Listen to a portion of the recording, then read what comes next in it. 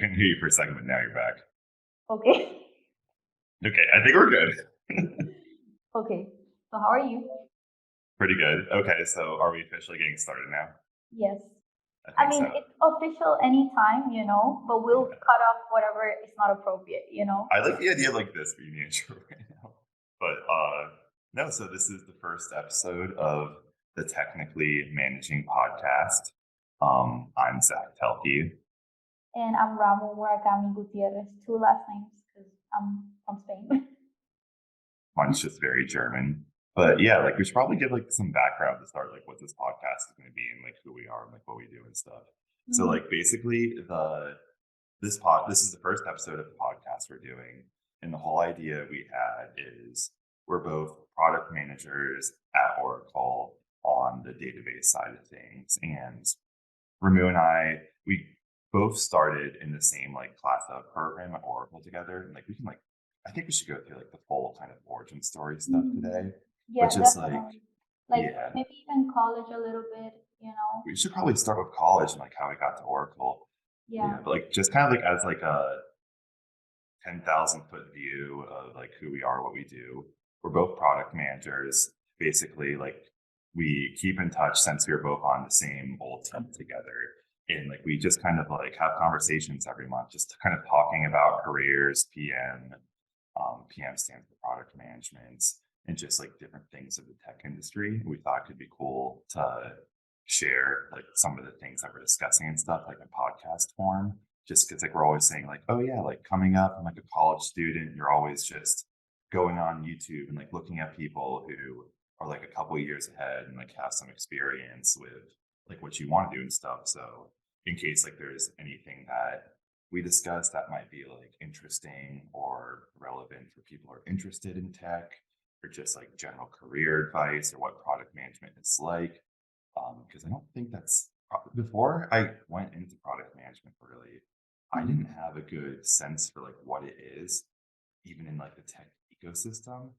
So that could be like good to go into too. But yeah, like the whole idea of this podcast is basically kind of like just shoot the shit. Probably we'll do an episode every other week, talk about kind of like relevant stuff to like career, our job, product management, tech, life, and just kind of like see where it goes. Keep things a bit on the fun side. So like this isn't going to be like a super technical podcast or anything like that, but also we have like news from our different products and stuff that we're working on that's public and that we can share too. Like that would be cool to kind of talk about, and just like industry tools and products and things that we're working with and stuff like that. Did I Right. miss anything there? Yeah. Yeah, no, I think you basically said everything. This is gonna be more like informal for sure. This is going to be more like, you and me just talking, and hopefully people are interested in that and getting, a like, not like 100% professional point of view of like, what product management is. That is really hard to like, describe product management, but I do think that like, for example, when I was preparing for my interview, I did Google product management and I watched like presentations on it, but they were all from like older people, right? People that have been in the industry for a very long time. So I think more like younger people are getting into product management now. So it could be like a different perspective to show how we're Yeah. going through it and how new we are to it and how we're like overcoming our challenges. Yeah. And like I think one of the things that really uh made me want to do this, and also like the product management blog Telky Tech I'm starting right now, Mhm. is I feel like there's like at least for me, there's always been this like voice in my head where like, oh, you have to like get to a certain point before you could give advice or talk about things. Like you have to be an expert in all this stuff. But like as I didn't originally start in the tech industry, like my college background, which we can get into, is like completely separate. So everything I like learned was basically from like the people around me, and also just like self-taught stuff when it comes to tech. And like I found that with this kind of field and what we learn, it wasn't necessarily the like oldest, most wisest people that I learned the best from. It was the people who were just like a little bit further ahead than me because Mhm. they understood like my assumptions, my fears, the kind of vocabulary basis that I had to start with. Because like Mhm. that's like the thing with tech, like it's kind of like a game of like stacking vocabulary where you go in and you're like, I know English, like that's it. And then you start learning some kind of like foundational tech words, and you're like, okay, at least now at my team meetings, I kind of know what they're talking about. Right. But you like eventually get to the point where it's like you know so many of the assumptions of the industry. It's kind of like it's hard to communicate to people who don't Don't. even have that like basis. So kind of like I don't know, like just finding that I just found that like that kind of a couple steps ahead where they can still understand me and I can understand them the best is like the best place to be. So like in a chance that there are people in like college or in their 20s in their career potentially interested in Mhm. this kind of stuff, or even just like other kind of like PM types like us are like, oh, I'm kind of curious what's like over here. Maybe they're at Microsoft or Google and like, what's Oracle PM like kind of thing. I think it could be Yeah, helpful for that. I definitely agree with that. And I think that, for example, like not coming from like a tech background helps so much in the sense of you can explain things to everyone using your own vocabulary, right? Like, of Mhm. course, like the technical vocabulary is important, but for example, I just started making a lot of videos, right? And they're like from foundation, and a lot of the people just you know, assume that you know everything, right? Like that you're like in midways of knowing how to use this technology, and sometimes it gets overcomplicated when it could be simple and just easy to understand from the beginning. Plus, we're getting new people in the tech industry like every day, right? So like not everyone knows how to use everything or what everything means, like we're basically that reflection of like the new people coming into tech, right? Yeah. So I think And it has like a lot of value to be able to, of course, get those skills, but also like keep that, fresh mind of not everyone knows everything. So we need to make it as simple as possible for people to get like a good foundation to then continue with their advanced learning of like our technologies in general. yeah, and like I think one of the big things, like kind of misconception I had when I was trying to get in the tech industry is like I didn't really know the playing field.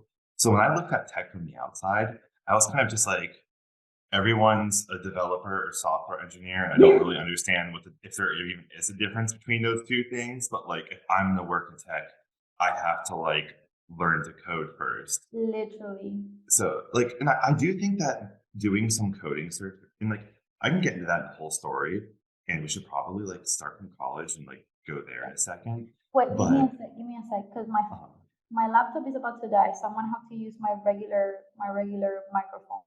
okay, sounds good. This We thing, can just cut this out and make sure we're okay. yeah, this is That super. little guy's dying. I cannot put like both in one. But anyways, can you? I mean, you can hear the echo, but I'll try to edit it as good as best as possible. Okay, yeah.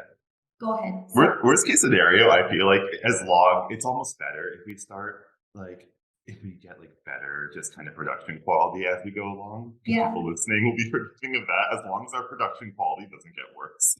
I mean, starting from the bottom, now we're here. You Yeah, know. it's the first episode. We're gonna be learning a bit during this. But yeah, Yeah.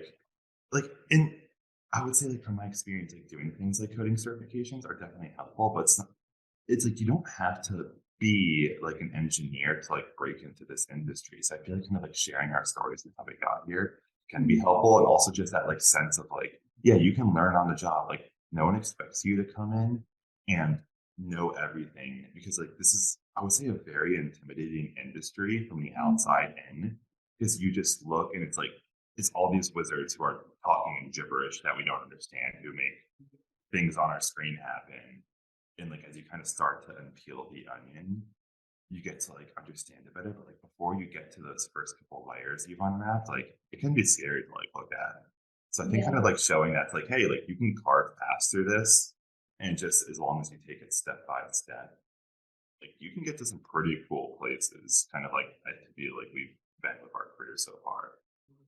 Right. And I feel like I'm not trying to generalize, but back in the day, you would always think that like people that got into, software engineering and stuff like that, like they were like introverts, they were more of like the nerdy side of things, So I feel like that's such a misconception because like I've met like really cool developers in Oracle, or like people that are very social, they like talking and stuff like that. So I think that it's just like that whole perspective of you have to be like this certain way and be super smart, to be good in this industry. Like, I think there's like space for everyone, right? Like the creative arty person, right? Or the, more of like the developer side, or more of like you like talking to people. Everyone is needed basically here. Like there's a place Yeah. for everyone. The way that my brain kind of organizes it is almost kind of like this like single line scale where on one end of the spectrum you have the sales types, so like very presentation, human interaction heavy. They generally don't go that deep technically. And then on the other end of the spectrum you have your like engineering specialists, where it's like these are the people who are like very vertically, or I wouldn't even say just that. Like, they're just very deep in a technical sense and spend a lot of time, like, hands on, head down. Mhm. And like, those are kind of like the two things we're first introduced to. But there's like also like the whole spectrum in between, like, including solution engineering, which I would say is like, which we started out in. And that's kind of more on like the sales side, but a bit Mhm. further towards that technical thing. But yeah, Exactly. like let's Let's start with yeah, your want to start story from the because we're beginning. like here just going in. Yeah, I feel like we're going a couple directions, and like being able to ground it with some background about us, like Yes. especially because it's the first episode, will like help Mhm. people with all the future context. So do you want to go first with your story or me? You can go first. Okay. Yeah. So basically, to give a little background of how I got to product management, I'm 26 now, and in college, I went to Boston College and I was at the business school. And my majors there were finance and business analytics dual majors with a philosophy minor. And like during college, I was like very much in the like business kind of side of things. Like when I was in high school, like I grew up like in the Northeast and very kind of like, oh, like Northeast finance, go that route, secure job, you'll make good money kind of thing. Okay, And wait. So tell us where you were born, right? okay, okay, if we're going that far back, I can do that. Because, So like it is like career wise, but like we want to know you personally too, yeah, And I do I'm feel like learning that more does give things it about you, away. so Uh-huh. I know. Then we can go to the recordings if we ever need to remember stuff about each other that we yeah. forget. It'll make our lives easier. But yeah, okay. If we're gonna start at the beginning, I grew up in southern New Jersey. Basically, spent my whole life there. Went to Catholic school, like actually from kindergarten through. It ended up being through college too, just like kind of by coincidence. Catholic grade school, and then I went to high school at an all boys private Jesuit, which is like a Catholic Mhm. priest order high school. And yes, that was in Philadelphia. So I was like commuting every day to high school from southern New Jersey. It was about like 45 minutes each Wow. way. We had to wear like full suits, like not, it didn't have to be black, like black jacket, white shirt. We basically had Mhm. like do the blazer tie and just like button down though. So that was my high school. And then like in high school is like when I first kind of started to get interested in the whole finance thing, because I was just like, I'm like a young, ambitious guy. I'm like, I want to do something where it's like challenging. I can be engaged. I can like make good money, and you could do something that has like ripple effects, like has big impact. And like, okay, it's like I'll be a hedge fund manager because they make a lot of money. And high school students, like, you don't know any better. So I'm like, that sounds good. Yeah. Like, let's just become a hedge fund manager and like make millions of dollars. That sounds nice. You said And HR manager? no, hedge fund, Oh, head not fund. HR. I don't think Oh HR my managers god. make millions. Maybe like really good ones, but not hedge fund, like investments and stuff. Okay. Um, So then I go to college, and as I learn more about that, I very quickly realized that those, like the investment banking hedge fund types, they work a lot of hours and they don't get much sleep, and I need my sleep. So I'm like, we need to find something else. So during college, I was interested in management consulting a lot. I kind of like the idea because I was always like fascinated by business, and I was like looking. I either like wanted to like run companies, be involved in like strategic stuff with business, or like start my own company or something like that. So management consulting intrigued me just because of, I guess, the fact it would expose you to like a lot of kind of like strategic type work of it. Mhm. Trying to get hired by the big management consulting firms is very competitive and cutthroat, and like that ended up like not working out. Mhm. So management consulting was one of the things I was looking at. That didn't work. I was also looking at real estate, um because like that was something that interests me a lot too. So I did some real estate classes, really like that. And essentially, like at the end of the day, I wasn't able to like find a good position. um so like kind of like throughout college, I was like bouncing around, like not entirely sure what I want to do. I was all kind of like in the finance realm because like I was still in that business school ecosystem. And I ended up doing my first job in financial planning and analysis. I graduated college.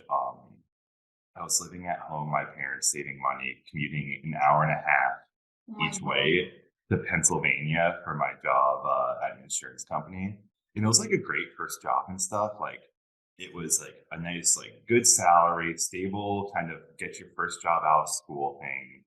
And Mhm. in terms of like a learning experience, it was really good.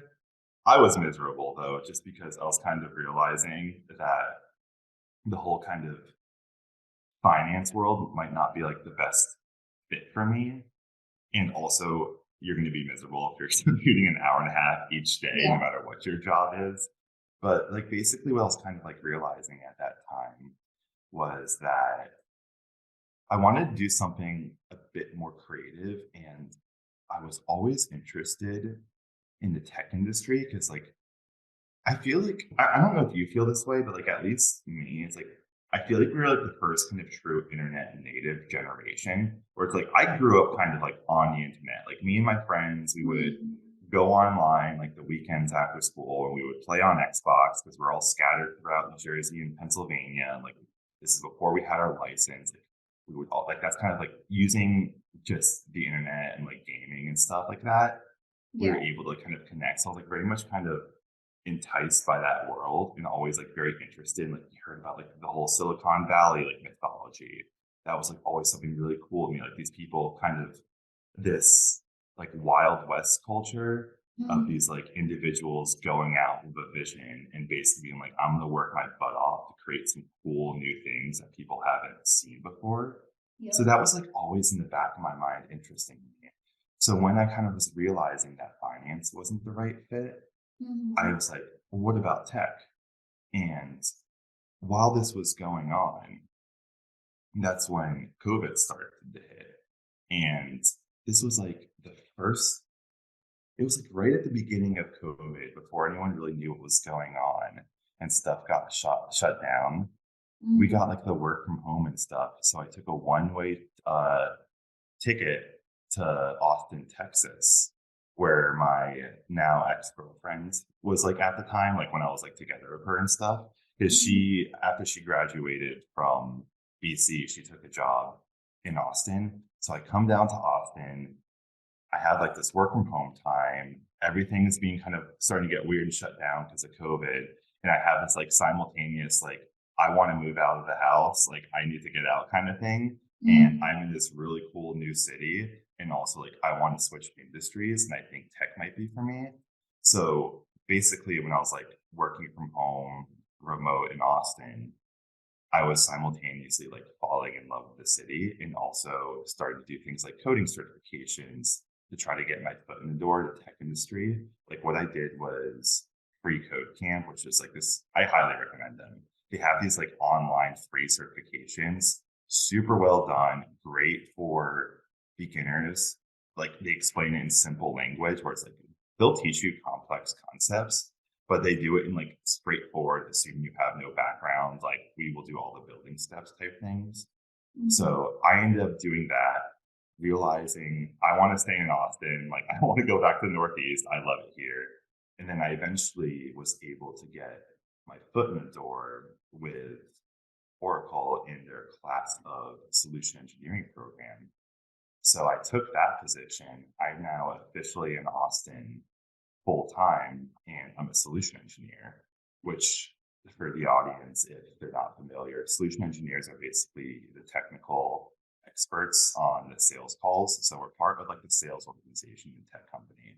And the sales person is generally more absorbed with like the logistics of the deal, like the personal interactions, making sure the parties are happy, the communications are going well, and all that stuff. And we're the ones who come in where it's like, hey, you need someone to do like a deep dive on technology, do a presentation, answer questions. We're that person on the call for them. So I was in. Do we want to?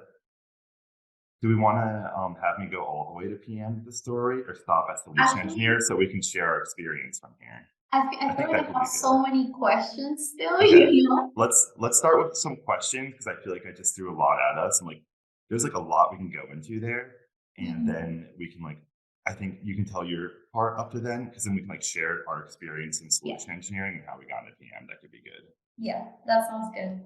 Mhm, So, okay, so you were a financial analyst, right? mhm. How was your job? Like, what did you do? So it was cool. Like what my job basically was we are called FP&A analysts, which stands for like financial planning and analysis.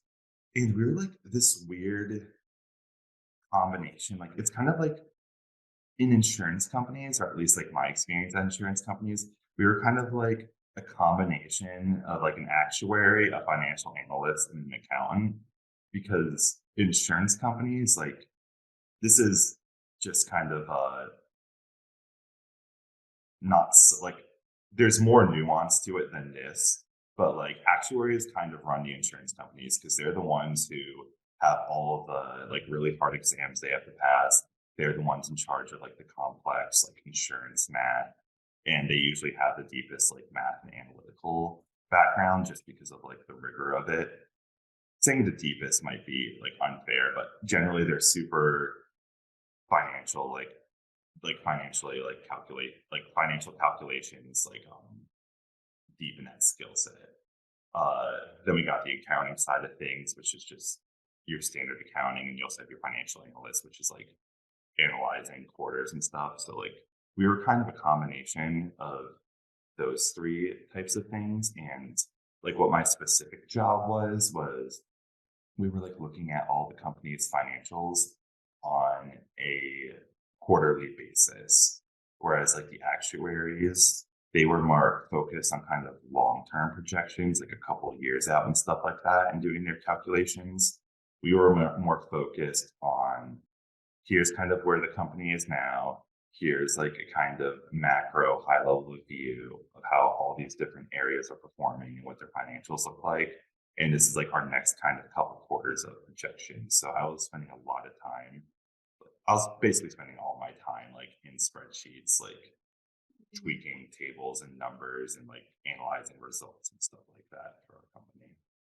Okay. And when you said that you didn't see yourself in the future like doing this, was it because of like career growth or what do you feel like you didn't like from that when you were there?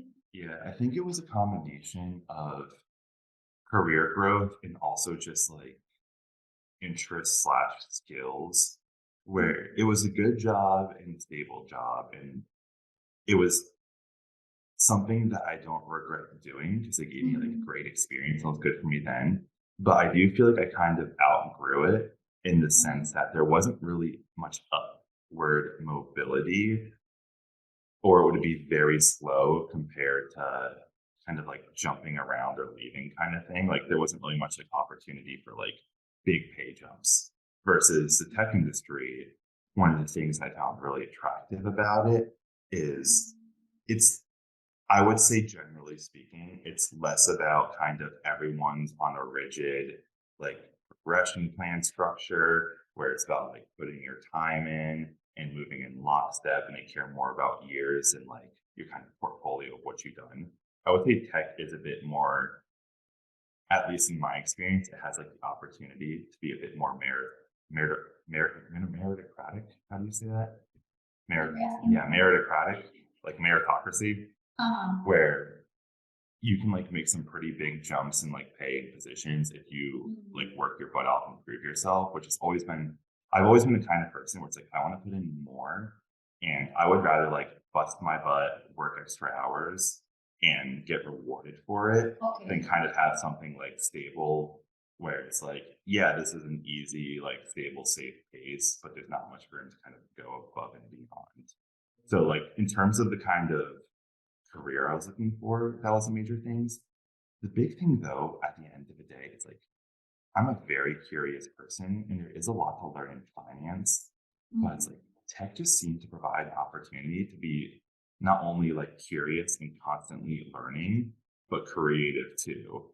Where it's like very much just in my experience with it, there's this attitude of, oh, you have an idea or like, oh, you think you could do something there? Go chase that down the hall and see what you can come from it and like come Mhm. back and tell your manager about it and like see what you're able to do. It's like there's a lot, it really encourages exploration and kind of like open thinking and like just collaborating with people, a bunch of different perspectives, where I think that's just like more the nature of the work than kind of any cultural thing.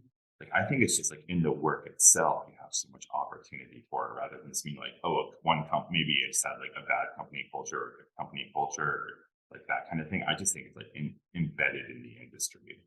Yep, yep, I agree. So, do you feel like your like childhood background, like while you were in high school, kind of like guide you towards getting more into the financial thing? Okay. Yeah.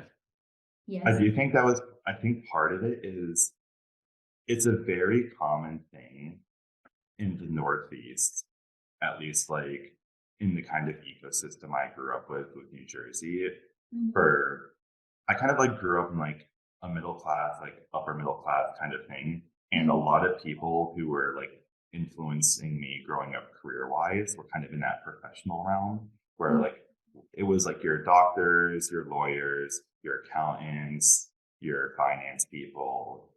And there was like very much like kind of an idea of like, oh, like go into these career areas that have stability. Cause like a lot of our parents, like especially kind of like my dad was a finance major in college and he ended up being a pilot, but he still had like a strong finance background. A lot of his friends also have it too.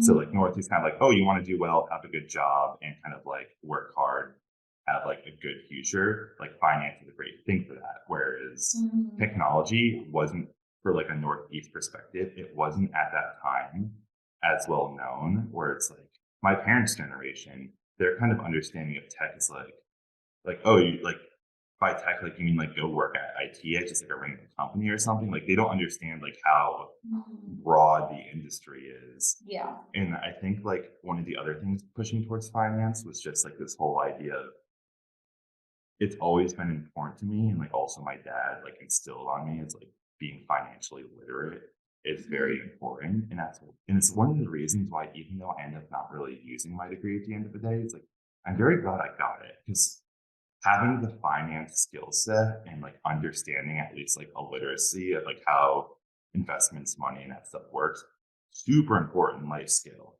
Did Yep. I want to do corporate finance for my whole life? I realized no. It's like I liked finance. I like knowing about my own life stuff. It's like I kind of learned that while I can appreciate that there, it wasn't something that I wanted to do for like an actual career in and of itself. Yeah, and I also feel like even like in general, like whenever you get into IT, whatever background you have, like it might be helpful. You just never know. And I think finance overall ties into everything, right? Like you might one day talk to like a finance company and you might understand their pain points, compared to someone that hasn't, gotten that education or that background. And I mean, you remember when we started the class off, it was the make money, save money, and mitigate risk Yeah. logo. So like finance is like everywhere. Like it's so important. So for sure it was like a good move. Um, so I think those were my well, actually, I have two more questions. One would be so what coding, like which languages or what did you learn when you were doing the coding course? Yeah. So one of the big things was when I kind of made that decision that I wanted to try to switch over to tech industry, Mhm.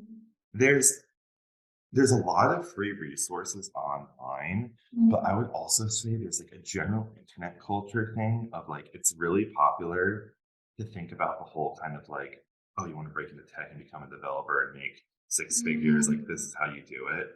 Yeah. And I was kind of caught between the whole self-teaching and should I do a Mm. coding boot camp? Because like I definitely felt insecure about the fact Mhm. that I didn't have any kind of like computer science degree. And like Mhm. after kind of being in like the education system for like our whole lives, like you kind of get ingrained in this like mindset of credentials where it's like, oh, if you want to do this thing, you need to get someone else to say that's like, oh, stamp of approval. They know that, then they're qualified to do this thing type like mindset and stuff. Um, so the battle between do I do a coding boot camp and do I do free courses was constantly on my mind. Coding Mhm. boot camps can be pretty expensive. And Mm. if I wasn't able to get in with like what I was doing, I there's a decent chance I probably would have done one at some point. But what I ended up doing, and like I in my experience it was enough, was I took 2 certifications I passed for my Oracle interview. It was Okay. like an HTML and CSS one and also a JavaScript one. So basically, I'm like, hey, I can figure out how to do just like basic web page stuff with HTML and CSS. And here's me playing around with some JavaScript and like creating some algorithms and stuff like that. And Mhm. I think my kind of lesson I learned from that was HTML, CSS, and especially JavaScript are all kind of great places to start. But kind of Mhm. if you're gonna do this and you're gonna kind of like look for something to learn, I would say like choose something that interests you. Like the whole web design stuff interests me. And at the end of the day, both for getting the solution engineering job and for getting my product management job later on, my boss cared more about just kind of a demonstration of like, oh, you can learn something technical. Exactly. Like that's all we need to know. We don't really care as much like what you learn technical because we're gonna have to teach you our stuff anyway, because chances are you haven't worked with this before. But like if you demonstrate that you're capable of doing something, then that's like all that's kind of needed. And I would say like for people like looking to get into the tech industry, there's so much kind of buzzwords around like, what's the hot programming language? If you want to get hired by Google, well, you need to learn JavaScript because everyone knows JavaScript or Python or something. It's like it's less about that, more about choose something that interests you so you can demonstrate like, hey, I did this. I'm able to go off, learn. I can like have that kind of like Yeah. skill set engagement. Like definitely like the self-learning is like super important, right? When you're starting, when you're trying to get into tech, but I feel like also Googling, like you can try to learn like the basics of a language, right? But then if you are stuck, like being able to Google that and like using the forums, like Stack Overflow and stuff like that, that's so important. So I think definitely being able to learn stuff by yourself is the biggest skill. And if you cannot figure something out, try to find it. And if not, definitely reach out to someone. I think is like some of the skills that they're trying to look for in a person Yeah, that maybe don't have like a technical background.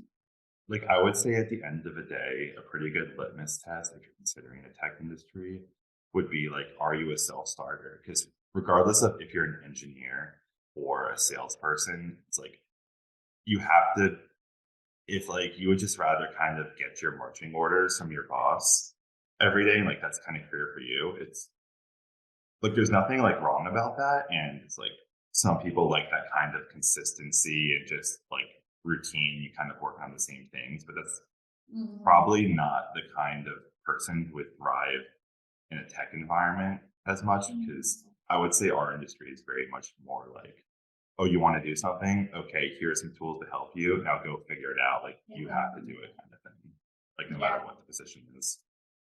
Definitely. And sometimes it's not even like, oh, you want to do something, here's the tool. Sometimes it's like, you want to do something, go ahead and do it, Yeah. and you need to find everything. And I think that's like, if you like doing that, you'll be great. Mhm. And there's other people that don't. So maybe definitely think about that, right? Because like some people might find that like extra challenging, right? To like start from total zero. Just like for example, like I'm assuming like you started your blog right from zero, like from like having to figure out how to where to put your blog, how to market yourself and stuff like that. So those might like I don't think that's like for everyone. Like some people might find that frustrating and other people might like that. So that's like definitely something to think about, right? Because like it might get overwhelming sometimes. So you have to thrive through your overwhelming self, struggling to like find answers sometimes, but it gets fun. Want to do a Um, quick bathroom break and then do your story? I have to go to the bathroom so bad right now. yeah. Sorry, what did you say? Oh, I have to go to the bathroom so bad. Want to take a Oh, quick bathroom break, then we can go to yeah, your story? yeah. Sounds good. Okay, I'll be right back. Alrighty. Okay, perfect. Yeah. So, with any more questions before we go to your side of things? I think my last question was going to be like, how do you feel like Austin changed your perspective towards like moving into tech? Yeah, I would say it's funny because like there, I've I've been thinking about a lot because there's like a lot of different things that were all kind of going on at the same point in my life, and they all had like huge influences on me, but they do kind of blend a bit. Like when I initially moved to Austin, it was for a previous relationship. So there Mhm. was a bit of like the kind of phase of me kind of almost adopting a bit of like a social situation in a city, and then kind of like going out on my own, mixed with also the first time, like the college kid who was living at home to save money for convenience right out of school, also Mhm. going out on their own, to me kind of like with me all it was a big thing about independence, I would say, because like there was also Mhm. like me kind of leaving that whole finance what I grew up with mindset and going out in a direction that like no one in my family was familiar with too. And like Austin's like an interesting place because there's so many young people Mhm. who are very open-minded here. And that kind of open mind, like there's a reason why I think tech in Austin are just combining, like Austin is becoming such a big tech center right now. It's because like Mhm. by nature, tech is about being very open to ideas and all these different perspectives coming together to find like the best things that can work. And then you build it. And Austin's like a very open-minded. It's kind of like the whole like what do they call like the blueberry and the tomato soup. You have this tolerance towards both sides of the spectrum because Mhm. both people are like both types of people are there. Everyone in there, like there's a lot of transplants who are looking for something or looking to like make something of themselves and build something. So like I do definitely think that there was like a cultural thing with me going to Austin and in the tech industry at the same time that like I found beneficial because like not only was I kind of switching industries, but also it's like my whole friend group in Austin, like basically works in the tech industry. And like all the people I meet are like through work or friends of friends, like who kind of Mhm. like are all in that type of space. And it's kind of cool because you not only get to learn about people from their kind of like we all come from different backgrounds and locations, but Mhm. we also kind of have this like shared overarching project that we're working on, which is like building cool tech and trying to kind of like I don't like the term "make the world a better place" because it's so overused. But you know what I mean? Like do stuff that's like useful for people in the Yeah. tech space, and it's helpful to kind of be able to share ideas and talk with people to kind of like get everyone excited about it and like kind of have our own breakthroughs and stuff like that. Yes, it sounds like a very collaborative environment where you can Yeah. share in opinions, or maybe you can apply it in your own life, like not life only, but like career also. Yeah, it's like a very like collaborative and philosophical city for like a very collaborative and like philosophical like industry kind of thing. Hmm.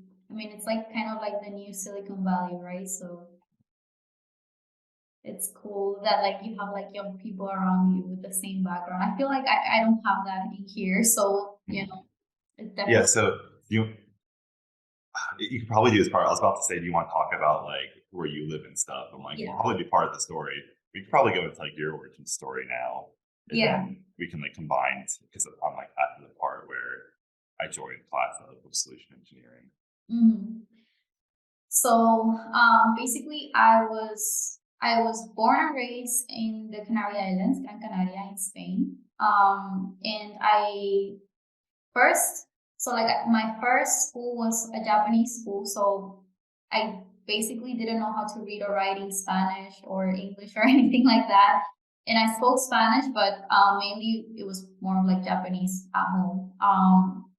Then I switched to like a British school when I was like around 8 maybe.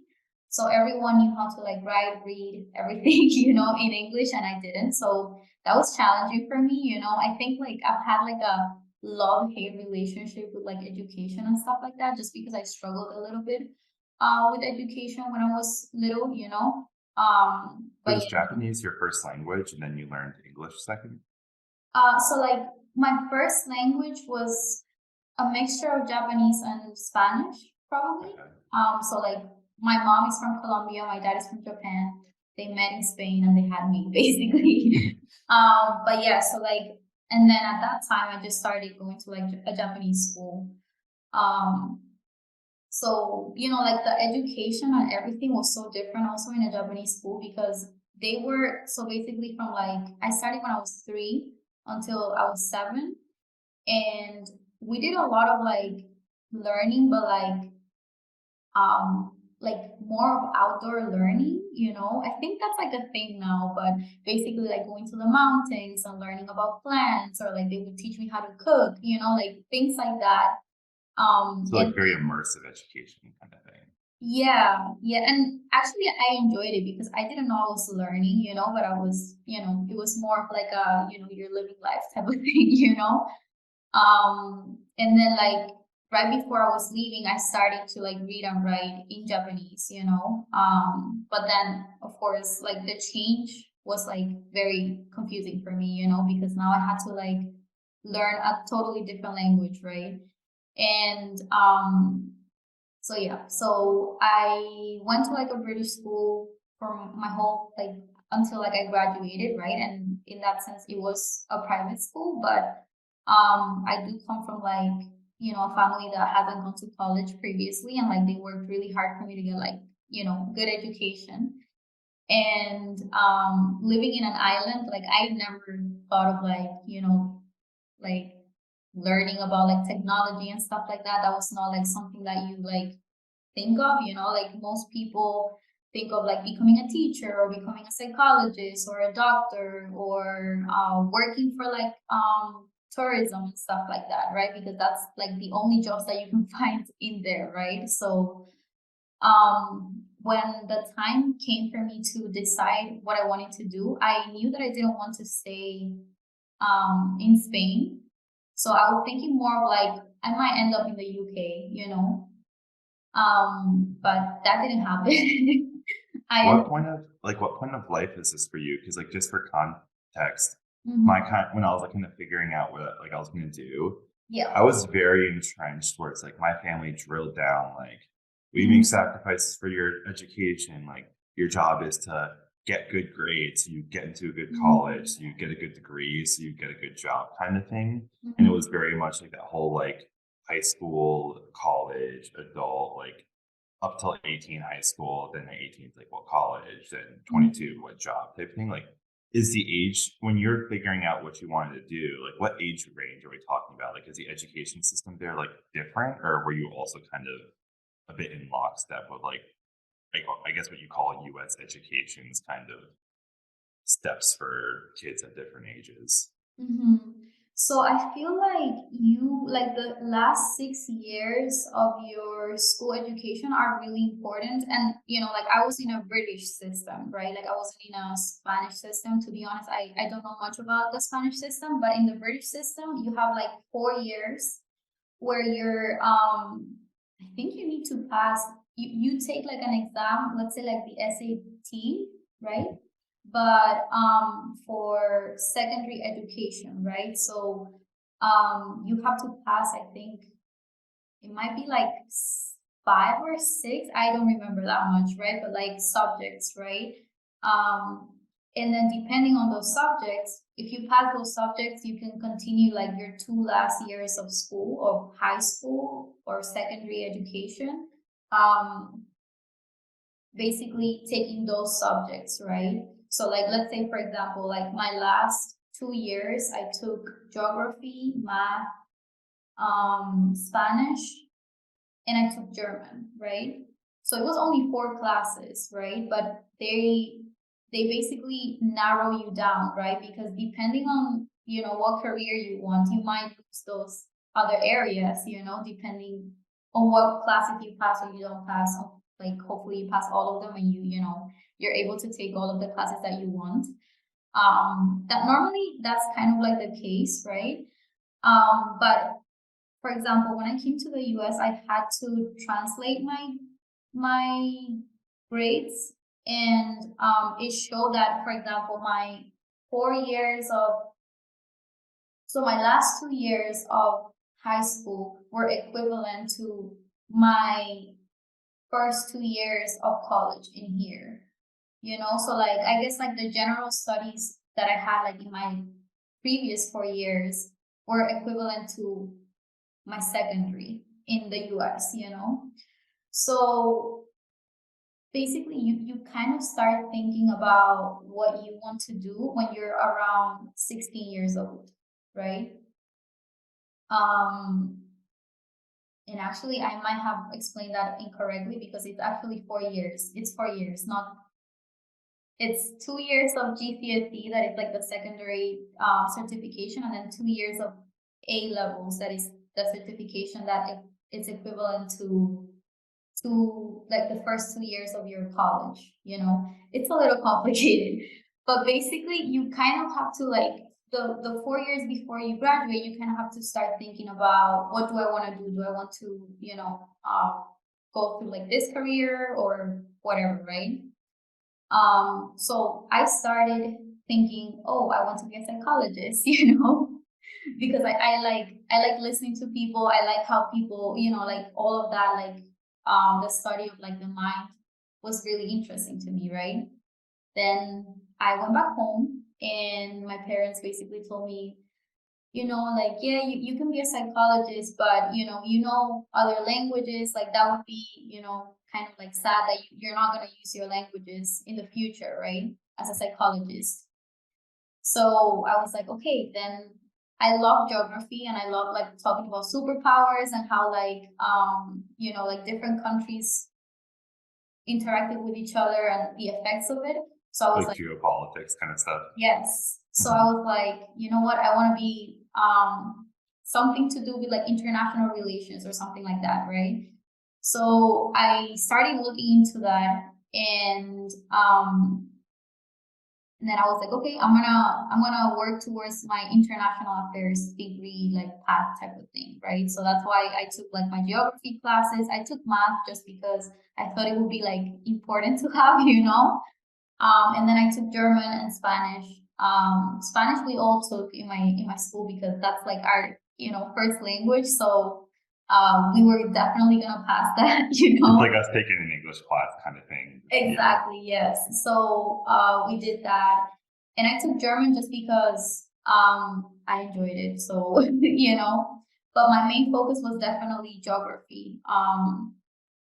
And yeah, so then I came to the US and I actually started in a community college. So like I went to Tallahassee Community College for 2 years. Mhm. And I think it was a good experience to, in case we have any international students listening to our podcast, because first of all, like there was a lot of international students that spoke English, but it wasn't the same, right? Like you're starting from zero. Like I came here and I think I told you about like my confusion with chips, Yeah. and potatoes, It's funny. So, for context for the audience, Ramu basically learned like UK English first. So, like, some of her slang is like UK slang, and she gets confused when like Americans have like different words like chips in the UK kind of being like more French fries versus us, like it's specifically chips. Yep. Yeah, I was definitely very upset when I went to Subway and they gave me a bag of chips instead of Yeah. fries, I guess. But so like even if you're learning English like in school, when you come to like a English speaking country, like things are so different. And like of course, like English is English, right? But like UK English and American English, they might have a couple like differences and stuff like that. But like I had like a very, and I still have my accent that I'm very proud of, but I Mhm. had a very thick accent. It was harder for me to communicate. And I mean, I could tell you, like I could describe you what a meander is for a river, in English. But having conversations and stuff like that definitely was harder. So I surrounded myself with like a lot of international students. In purpose, I didn't surround myself with people that spoke Spanish that much. I surrounded myself with people that spoke English because I wanted to get my English to be better, right? So it's all like international students kind of like getting their English better as like Yes, together kind of thing. exactly. Mhm. Yes. So I did my 2 years, then I transferred to Florida State University, where I did my other 2 years. And I never changed my major. I always stayed with international affairs, but my last year, that's when I was like, oh my God, what am I gonna do? Like what am I like so like I went to like a career, like the career department where they help you with your resume and like figure out your career and stuff like that. And they gave me a list of like things that I could do as an international affairs major, right? So Mhm. it was something like we had like translator, we had like all of the nonprofit organizations and stuff like that. But it was hard to actually be like, okay, I want to do this because, of course, I would love to work for like the UN in reality, but it was kind of hard, to get into that. So, and not only that, but as an international student, I only had like 90 days to get a job. If not, I had to Mhm. leave the country. So I was like, great, a lot of pressure. Yeah, like how did that feel? Because like one of the big things for me that I Mhm. felt in college was like I feel like this is really relatable for a lot of college students, especially in your senior year. Is like you're dealing with a combination of a lot of us don't really know what we want to be, which is understandable because we haven't gotten real world work experience yet. Mhm. Combined with the fact that it's like all these different companies that we're interested in, it's like they're not they're not doing their schedules for hiring around like our needs. Like, yeah, they have their kind of like plateau type things, bring them in for May. Like at the end of the day, it's like if they don't really care that it's October, it'd be really nice if you found out like in Mhm. the fall what your job was for the summer. So you're like very much like at their kind of mercy, along with the fact that like I need a job when I graduate because I'll no longer be in this environment and like I have to support myself type thing. So it's like it felt like a lot of pressure, like having the whole kind of like the 60-day thing, or was it 60 or 90 days you 90 said? days. Yeah, I feel like that just like adds like even more of a level of just like pressure, just find something to it too. Yeah, no, definitely. I think we should like whenever we get into a major, I think they should explain to us what our career path could be, like Mhm. And also not only that, but like I wish I would have been more educated in the sense of like go to career fairs, you know, like even though I'm like a little biased about career fairs because I feel like I've never heard someone that says, "Oh my God, I got this job because of a career fair," you know? Okay, yeah, I want to talk about that because I have like similar kind of curious thoughts on this too. But you, Yeah, you, I you mean, go first. I'll pin honestly, my thoughts on this because like it's something I've always been curious people's experience. yeah, like I'm honestly like, if you got a job for a career fair, awesome, you know, but that has never worked for me because when I did my master's, I went to a lot of career fairs. But anyways, so I feel like they should definitely tell us where, like, which paths we can go to with our major, you know, and kind of like guide us like the process, you know. Like I think that's so important to be able to apply for a job, to know, you know, just how to contact or network with people, you know. And I think that at that time I wasn't mature enough to be like, you know, I should be friends with my teacher, you know, I should talk to my teacher about other things. So if you're in college, definitely talk to your teachers, you know, because they might know someone, you never know, right? But so yeah, so my basically my clock was ticking, right? And I was desperate at that point, and I applied to a lot of jobs, like a lot of translator jobs, I guess. The problem with that is that normally you need to be a citizen to do like some for some of the companies, right? Because I think I applied for like legal companies and stuff like that that are the ones that want translators normally. And yeah, you need to be a citizen. So that was a little limiting for me. So I ended up working for an agent for State Farm, and he was mainly looking for someone that spoke Spanish because he was located in an area where there was a lot of Spanish speaking people, right? So I moved to Denver um, when I got that job, right? And I started studying to get all my licenses, you know, like my insurance licenses to be able to sell different like insurance policies, right? And it's not that I didn't like it, because I learned a lot, right? Like I learned a little bit about sales in a little more aggressive way, right? Because I was doing cold calls. I was giving flyers to people sometimes, you know, like around people around and stuff like that. Um, so I think like that sales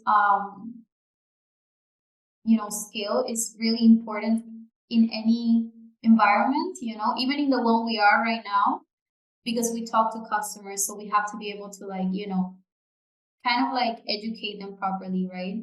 So like my way of tackling sales, because I was very intimidated by it, was Mhm. I'm educating my customer. I'm not like trying to sell, you know, like that's up to them. But if I educate them correctly, that like they'll make the right decision, you Yeah, know? what was that like? So, would you describe yourself as more like extroverted or like introverted? Like, what was that kind of cold call process like? Because I feel like everyone's first kind of cold call experience, Hmm. it could be a bit of like an interesting just exposure slash awakening to that side of the world. Because when you're in like school and stuff, you don't really get exposed to that kind of Yeah. work until you take on a job or internship like that. And especially if you're kind of like Yeah. more of like the introvert type, like it can be pretty scary. I'm definitely an introvert. Like people don't Mhm. believe me, but I am, you know, like I need to feel very comfortable to talk to you, you know? Yeah. So for me, that was like terribly scary, you know? And especially like you're calling people that are not expecting you to call, you know? Like you're calling them in the morning. Like my call calls were like first thing in the morning. Sometimes they answer you, sometimes they don't. Sometimes I was just like, you know what? Like if they don't answer, I'm fine with it, you know? Mhm. But it was scary, and some people were really mean, you know, like they were, especially if they hear your accent sometimes, you know, they're like, I don't even understand you, by, you know. So they were really mean.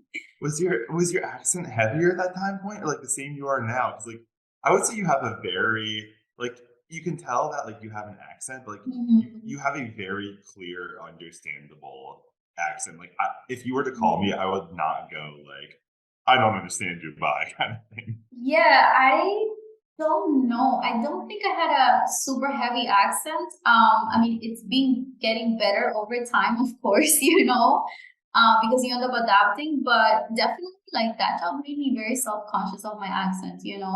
So, so yeah, it was hard. And plus, like, I already had my line, you need to like say something in like 15 seconds before they hang up on you type of thing. Mhm. So yeah, it was a hard experience for me as an introvert to do that. But you do get numb after some time. And I don't know if that's a good thing or a bad thing, because you don't want to give everyone the same treatment. Yeah. But you also, another thing that helped me a lot with like talking to strangers was that when I was in college, I actually used to work in a place called Pollo Tropical. So everyone that's in South Florida, they know what that is, but it's basically like a Chipotle. And I was normally in the register, so like I would have to tell people like the total and all that stuff. So that helped me a little bit become more of an extrovert, and that job overall made me become an extrovert. Like being able to establish a conversation, not only be like yes, no, and answering people's questions. Mhm. So, so of course, I mean, basically in that, insurance atmosphere office type of thing, like there's not a lot of like growth opportunity neither. Like you're a sales rep and that's it basically.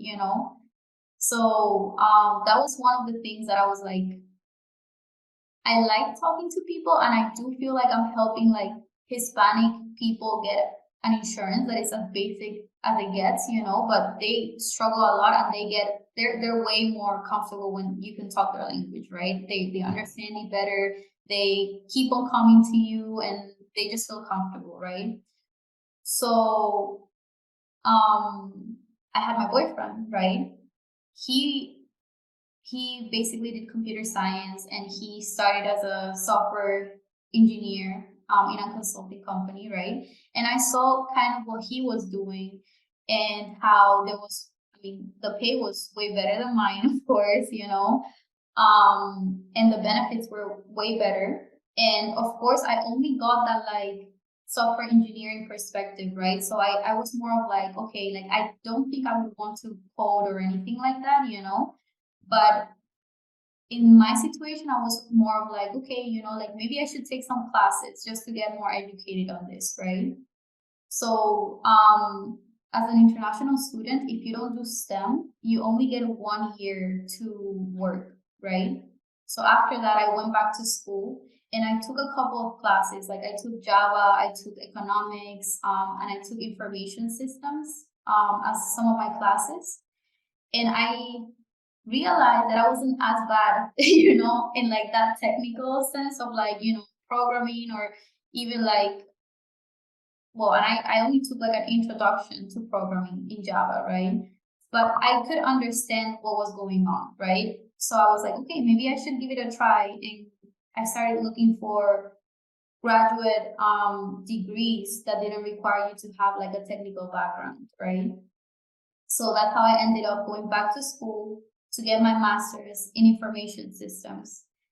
But my classes were more leaning towards the business side of technology. And I really enjoy that because yes, I got a little bit of the background of, like doing visualizations and stuff like that, or understanding the database, but it was always with a business perspective. So I didn't feel like as pushed towards like, you need to know everything about a database and stuff like that, right?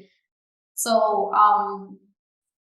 I feel like at least you didn't have to go back to school, but I feel like me, I definitely had to go back to school to do that, and also to get my 3 years like post work school to like be able to work, in the US. But it did give me, like that open perspective of you don't only have to be a software developer. There's a lot more paths inside of technology. So that was my experience. And then I definitely went to a lot of career fairs. They were virtual because of COVID, right? Mhm. but I never got anything out of it, never. And I went to like a bunch, like all of the ones you could hear of. Wait, I want to talk about career fairs. Yeah. Can we pause it for one more second? I'm really sorry. I have to go to the bathroom again. I Yeah, drank yeah. so much coffee this morning, Don't and I was like, worry. this is the worst time. I don't normally go this much. Yeah, don't worry. Take your Thank time. you. I'm really enjoying it. We have. Okay. So you were saying finishing up your graduate degree Hmm. and Oh yeah, the career. career fairs. Yeah. So wait, did you finish the degree before the career fair? Like that's where Um, we were at. no. So actually, I did go to career fairs while I was doing my degree Mhm. because my plan was definitely to, get a job before I graduated, And honestly, actually, that's another thing that I feel like it's different in the IT industry. Like, you're more likely to get a job before you graduate than like after, like, like you don't have to wait until you graduate. In other areas, I think it's a little more harder to get a job before you graduate. I feel like at least for like when I did like my undergrad, or maybe it's because I wasn't like educated enough. I don't know, but I started going to career fairs as soon as I started my degree because it was just a year and a half or something like that. So, and also talk to your teachers because at least during my graduate, I did have teachers, my professors, sorry, teachers is more of like a UK thing, I think, or like when you're in high school. But professors, when like your professors, sometimes they've had experience in the industry, or maybe actually, now that I think about it, maybe it could be because they did like some technology related stuff. But most of my professors, they had like worked for a company or they've done some like work in the actual field. They're not just, professors. Yeah, those were like the ones. Yeah, like for like the ones with kind of professional experience versus like being in academia their whole time. That was usually Mhm. my experience too with professors, where it's like the ones who had industry experience. Like those were some of my favorite. Like because like, I feel like with that whole thing, it was definitely something that I kind of have mixed feelings about the whole college like job process and how they help you. Mhm. Because on one hand, my brain goes like, at the end of the day, like it is your own responsibility and like the Yeah. onus is on you to find stuff. But also, like, I came from an interesting place because, like, with my dad being a pilot, Mhm. uh, he's exposed to a very specific industry, so he doesn't really have like the whole business background. Be like, oh, these are some kind of like good starter jobs to like we have like kind of like I have contacts like here or like oh I know so and so their kids did this, it was a good way to get in the door for like that kind of thing. So Mhm. for, like outside the kind of generic like choose something that you can do well at, provides a good future, yada yada, there wasn't, Mhm. I didn't really have too much background. My kind of whole experience with the college recruiting and like career fair type thing was you're saying for years it was a bit about like you wish they gave you like more options of like the things that you could do, Like right? as an undergrad, yes. I feel like I need to be more educated. Uh, Like I'm like, oh, I like this, like I loved all my classes, but what am I gonna do with all my classes, you know? yeah, like my kind of experience was it part of this was definitely the fact that I don't think I had the social skills at the time of like a college undergrad student to like fully take advantage of like making sure I talked to the right teachers and asked the right questions. Like I had some teachers slash professors I was very close with who was like I definitely did that with. But I also feel like my kind of college experience was like to be in the business school in Mhm. Boston, they very much like it felt like they kind of pushed us towards like management consulting, like investment banking, or like accounting slash finance type things. And it was kind of Mhm. like here's like four potential doors to go through. But it felt like in my experience was like those are basically your doors or you just generically go work for a startup. So Mhm. I kind of look back at that whole kind of college, like here are your options type thing. It's like I Mhm. don't. I'm curious how much was me and how much was like the whole just generic. They give you what they give you because I Mhm. do kind of wish that like I don't know. Maybe it's just part of the whole going out into the world and finding it, and like you can't expect college to do all the things. But like Mhm. I wish I knew how much say variety there was to careers back in college because I Yeah. was very much in the mindset of like there are three molds I could do being a finance degree, a business school student, and which one am I going to try to fit into versus like Mhm. later in my career. And as I went from solution engineering to PM, it was more so like here are skills I like in the personality I have, and Mhm. what are the options that fit me there kind of thing. It felt like back in those days, like between fear and just not knowing, it felt like I Mhm. had to kind of conform into a certain position versus finding the positions that fit That my fits for kind of you. mold well. Yeah. And like the whole career fair thing, it's like, that's also something. It's like, I don't really have much good experience with that. Mhm. And I wonder how much of it is like that not the best medium for actually finding things Mhm. versus just the whole like, I don't know. I just didn't really know enough about what I wanted to do at that time. So I just didn't know how to take advantage of opportunities where I could have Mhm. made more of those type of experiences. Right. I feel like that approach of like, you should match like your personality to your job is definitely like a good way of like, seeing things and actually getting a job because of that. I feel like it also depends on like your mentality. Like I think like back when I was like doing my undergrad, I was more of like, I need a job, like Yeah, that's that it, was definitely me too. Because like you're so afraid of not having one where you're like, I can't Exactly. like I'm not worried about dream job. I'm worried about the job, like paying my bills kind of thing. Exactly, yes. And then like when I studied my master's, I was definitely more mature, more of like, okay, like this is something that I'm investing my life in right now, that it's like going back to school, that it's not like not everyone likes going back to school, like when I graduated, I said to myself, I'm never coming back, and now I'm here, but I'm way more mature, right? So like I took my classes way more serious, like I got good grades, and like intentionally got good grades because I wanted them, just like not just like, oh, I'm fine with passing my class. And of course I was like, as soon because like age does take a big part in like how I decided to do my things, and I was like, I was the youngest one of the youngest ones in my master's class, but still I felt like I was old for like getting into this, right? Into this career. So so I started going to all of these job fairs, and what I realized with these job fairs were that they there's some people that just show up to them because they have to. It's not because they have a job opening or anything like that.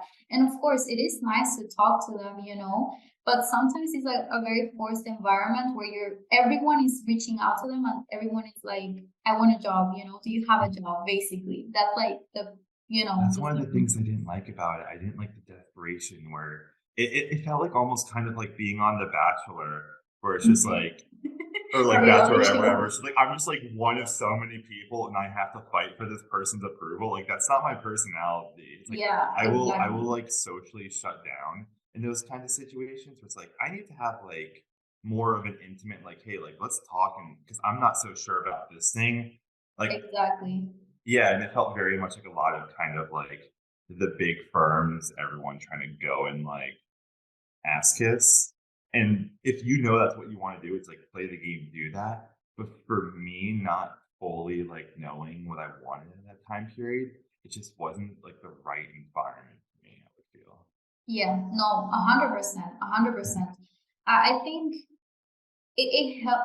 Honestly, what you just said of like, like literally being in a reality TV, basically, kind of thing, and like telling them, hey, like, do you have a job? Like, I'm very willing. I'm like the person for you, type of thing.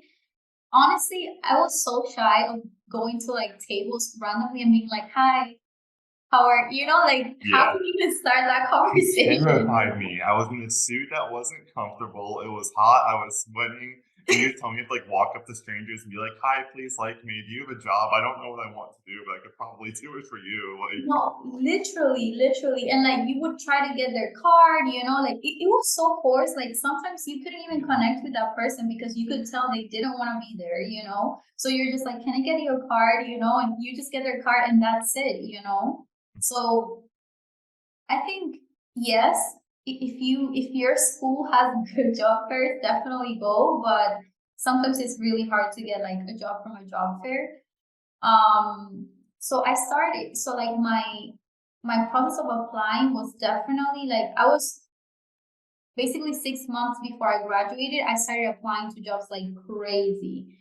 And I think one of the sites that helped me a lot was Handshake. I don't know if you've ever heard of Handshake. I haven't heard of them. That's interesting. So Handshake is a website that is used by your school, right? So like actually you can access Handshake through your school portal normally, and you're able to put filters. Like for example, I was able to put like I'm an international student, like I have no experience, but I have this degree. You can put your GPA and all this stuff, and they will give you like suggestions of jobs, right? And I applied to Oracle through Handshake, right?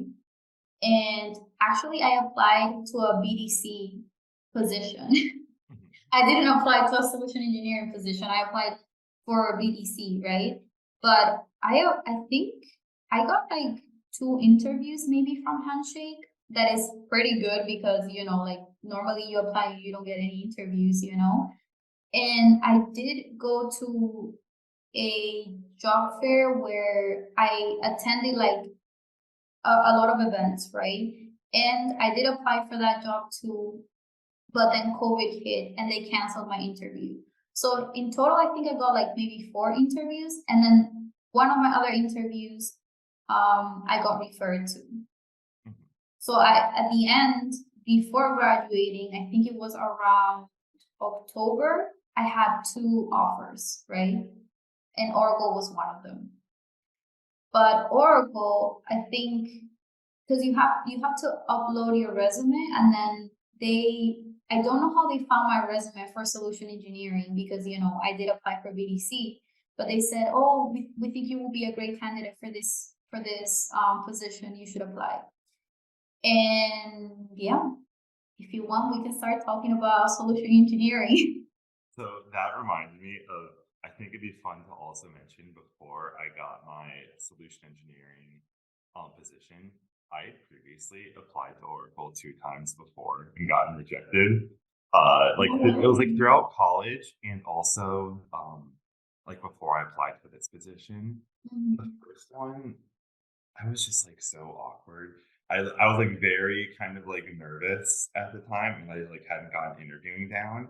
And like the interviewer like literally asked me at some point, to like, so do you like use technology? Like, do you like tech? And that question was so basic. It like literally like it just like overwhelmed my mind because like I don't know if like our generation, I feel like we grew up with like technology around us so much and be like, so like how do you feel about water? Like I just Yeah. it's like it's I go in so many directions. I just kind of rambled like a psychopath. And the second time I applied, like I was talking to this one dude, and I had my finance experience of insurance, and he's like, you should sell ERP, like enterprise resource planning software, which is like our accounting software and stuff at Oracle. And I was like, actually, I'm like kind of trying to get away from like the accounting slash finance industry. And the dude is like, nah, you got the experience. You'd be great at it. And I'm like, nah, like I want to do like this and this instead. He's like, come on. I'm like, dude, no. And so it just got like a bit awkward. And he's like, the end of the call ended up him being like, well, like I can admire the fact that you like stick to what you believe in or something. I'm like, this, I'm not gonna hear from you again, am I? And I'm sure it's like I'm some college kid who's like insecure, doesn't know what he's doing. I'm sure it's like a bit abrasive and stuff too. But I'm just like, I'm not. I'm trying to get out of this thing. Like, I'm not entertaining. the I idea mean, of like that staying in this you know, you space. knew what you wanted. I think that's such a great skill, Yeah. anyways. You know. I do think that's important because Hmm. like I don't know, I feel like after you get over the just having a job and making sure you can support yourself, it Hmm. doesn't make sense to To go jump to to something. stuff that you're not at least like initially like passionate or Mhm. excited about. Cause like you're kind of starting off on the wrong foot. And it's Yep. like you're gonna be put in like some awkward situations like that. I feel like kind of like sticking to your guts. Like at the end of the day, it's like I was able to find something like I really like now. Like if I wasn't kind of like willing to be weird about like and like just kind of deal with situations like that, it's like I could potentially be in like something I don't like right now. But Exactly. yeah, so we both got so we both started in the same class of program as Hmm. solution engineers. Both of us had prior work experience, which what I would say we had some people like us on our team, but the general vibe with a lot of these people were like fresh out of college, Hmm. first jobs. So we're already an hour and a half into this. Do you think that this is a good time that we can do like a road to PM like 2-part series? I feel like where we Yeah. did origin stories up to kind of you and I getting hired for the same team, and then on the Hmm. next episode we can like go into what solution engineering was like up to how we got into PM. Yep. I like that. Okay.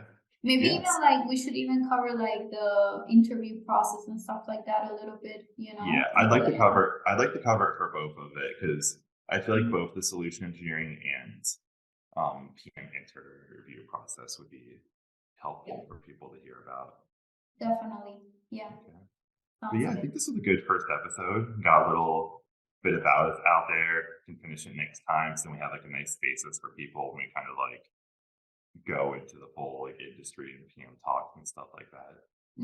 Yeah, no, I like it. I think it was definitely like a good way. And, you know, like it doesn't only apply for like college students. I guess it would apply for anyone, right? Because like you got this job without like going back to school or anything. So Mhm.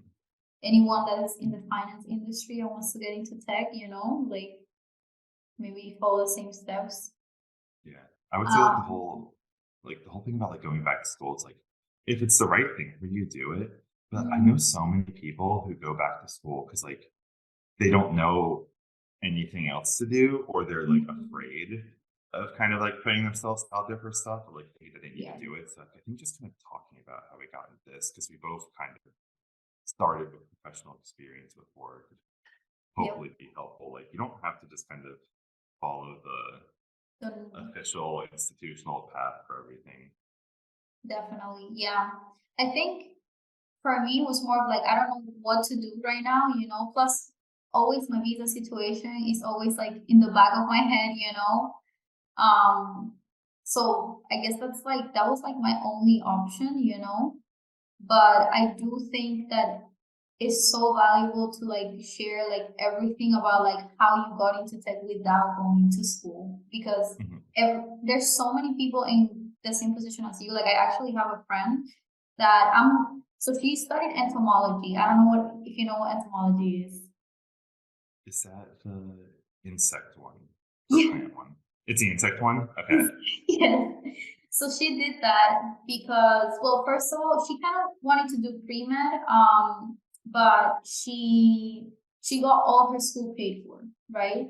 So she even did like her master's, and she was starting to do her doctorate, right? So you can work in things like USDA, like pesticides and stuff like that with that degree, right? But it's very limited, right? Like you have to live like in certain areas. Like for example, you have to live in like I don't know, like in the middle of Florida, not Orlando, in the middle of Florida with like you know just farms and stuff like that, right? And now that you can you know work remote and stuff like that, they don't have that possibility, right? So I was telling her like you should get into tech, you know, and she's like, but how, you know? And I'm like, try to do a course or something. But it's easier to say like, oh, do a course, you know, but like it would be nice to have like a structure of like you know, like this course worked for me, you know, or Mhm. like you just said, you know, like you should start by doing something that you actually like. Yeah. That way you can portray the fact that you have a little bit of technical experience, but you're willing to learn it. So those are like things that I think people are super interested in right now. The blessing and curse of our industry is all of the information is out there for you to learn. It's Mhm. just like a question of dealing with that fact because on one hand, it's like at the end of the day, it's like the great thing is you may want to go back to some structured learning, whether it's like Mhm. doing a coding boot camp or getting like a master's degree or something. Mhm. But what you're essentially paying for isn't some like special information as much as the convenience of having it organized and prepackaged. But like you can also get that in like a bunch of other places where it's like even with the whole like kind of hopefully like how like our path isn't really us saying like, "Hey, do this exactly like us," as much as Mhm. it is like us saying like, "Hey, like we did stuff differently, so use this to kind of provoke your own imagination on like possible Exactly. ways to get in."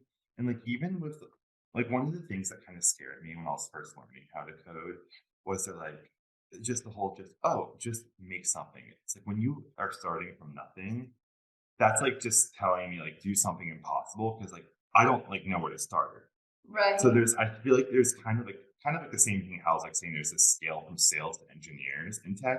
There's I feel like also this scale from kind of like you have your super structured graduate degree slash coding boot camps on one hand to your like completely unstructured, like I'm only going off Google information and there's like a Mhm. bunch of stuff in between. It's like I would say like if you're just looking for places to start, stuff like just looking at popular YouTube videos, things like the free code camp courses where they're basically like, hey, we'll tell you what to build, but just go practice building it so you can get Yes. your kind of reps in before you have to like think of something completely original to do. Like that's all helpful to know too. And not it's not just like this, hey, like do a coding boot camp or create the next best startup idea. Like there's practices and exercises and informational resources and things like YouTube videos and podcasts like we're doing, where it's like all of this is kind of just being like, hey, this is kind of like a choose your own adventure type of industry, but there are Mhm. ways of navigating the forest that you can learn from other people and pick up on kind of like their skills and habits that they found successful. Yeah, I would say definitely try to like if you find a good resource, try to stick to that resource. Like give Mhm. that resource a try because sometimes like we have so much stuff in the internet that we don't know where to go or where to look, exactly. Like we're just like concentrated in a lot of things. So maybe like if you're going to give this resource a try, like give it a good try. Yeah, give it a good one. Like you don't want to just like bounce around like Mhm. aimlessly. Like if you're gonna do pre code camp, like stick to that through whole certification. Or if you're gonna do like what are some of the other big ones? Like go to like a W3 school, just lesson plan of how to like learn Python. Like go through the whole lesson plan, like give it a try Mhm. if you're gonna try something, but also don't be afraid if you go through something like, this isn't really my style to try a different style after type thing. Mhm. Yeah, But yeah, I think definitely. this is was a good first episode. A nice little place to start. Covered some interesting topics. So I'm looking forward to doing this next time and picking up the story with us getting the solution engineering job. Yep, yep. Definitely looking forward to how your experience went and how mine went, I know and like if there's any differences. it'll be fun to talk about it, like just because we're both on the same team. But like I'm sure inside each of our heads were like completely different things, like just ways of us processing it and like the stuff going on with us. Yeah, definitely. Alrighty, Zach, thank you so much. Give the recording a stop. And let me